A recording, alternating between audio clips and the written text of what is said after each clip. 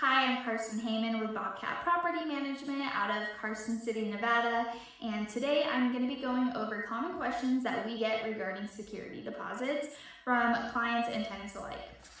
The information that I'm going to be speaking on today is being pulled off of NRS 118A.242, Nevada revised statutes going over tenant landlord law.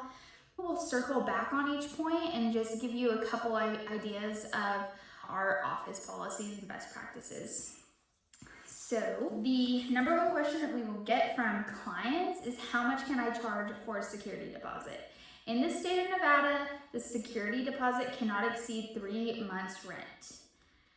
That includes the last month's rent if that's something that you're going to charge a tenant. So if your rent is $1,000, then you cannot charge more than $3,000 as a security deposit. What can the security deposit be used for? The NRS lists 3 points on what a security deposit can be used for. A, it can remedy any default rent payments. If the tenant's late on rent, then you can use their security deposit to catch them back up once they've already terminated the lease and they've moved out. B, repair damages to the premises other than normal wear and tear. C, clean the dwelling, and it does point out that it does need to be reasonable cost of cleaning. The third point that I'm going to touch on with security deposits is how long does the landlord have to return the security deposit to the tenant? The landlord shall provide the tenant with an itemized written accounting of the disposition of the security deposit and return any remaining portion of the security deposit no later than 30 days after the termination of the tenancy. Once the tenant moves out, you have 30 calendar days to determine what repairs need to be made, what cleaning needs to be made, and you need to do your due diligence in getting either the work done or getting good bids on how much it's going to cost to have that work done. And then from there, you need to provide documentation or just an itemized receipt, I should say, of what the tenant is going to be losing their security deposit and why. If you're charging them for a rekey, if you're charging them for carpet cleaning or a maid service or patching a wall, you need to make sure that those are itemized. And then when you send them the security deposit refund, if there's anything left over, you would send them that letter as well. That letter is due regardless if they get a refund or not. Going back on each point, just a couple of comments about our best practices in the office. So how much can I charge for a security deposit?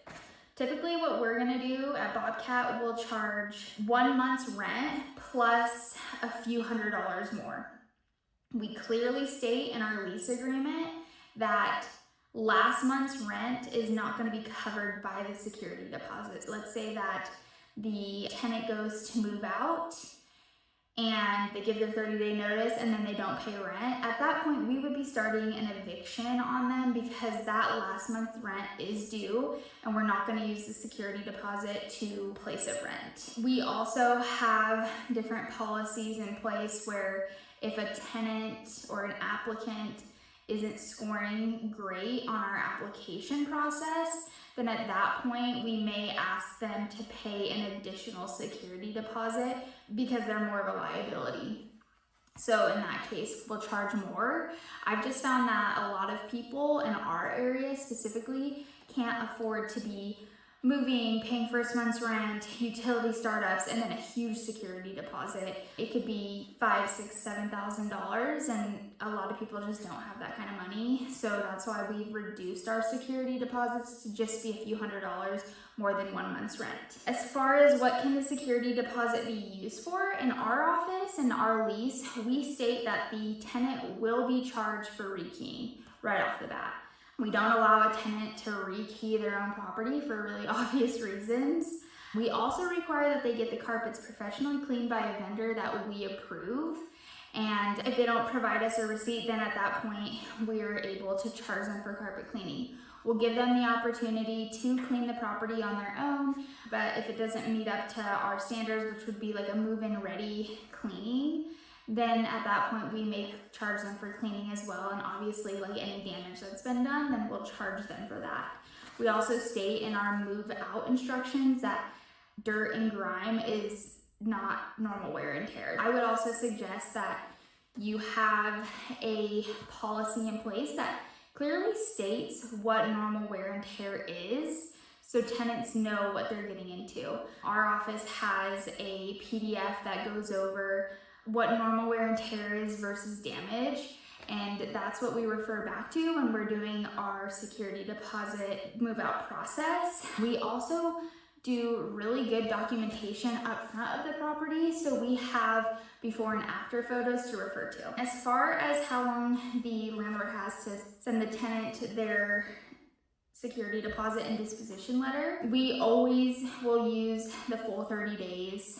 We don't try to rush that process. I find that a lot of like utility bills will come in very last minute, so we want to take up that entire time, and we let our tenants know that up front that, hey, don't expect this to be rushed, it's not going to be. You do need to send them security deposit to their last known address, so you should be requesting a forwarding address. If they don't give it to you, then we're just sending it to the rental property that they just leased from us, or you can hand it to them as they come into the office. What we do here is we will send the security deposit, disposition letter, and the refund through certified mail so that we have receipt of when the security deposit was being sent out, and we can track it that way. It's also really nice with a lot of these online platforms. A lot of tenants are opting in to receive their security deposit via e-check, so we just can send it to them directly to their account, and then we would just email the letter, but they do have to opt in for that. So I hope that this video was helpful and answers any of the common questions that you might have about security deposits. If you are looking to partner with a property management company in Northern Nevada, I hope that you would give Bobcat Property Management a consideration, and look forward to providing more helpful information in the future. Thank you so much. Bye.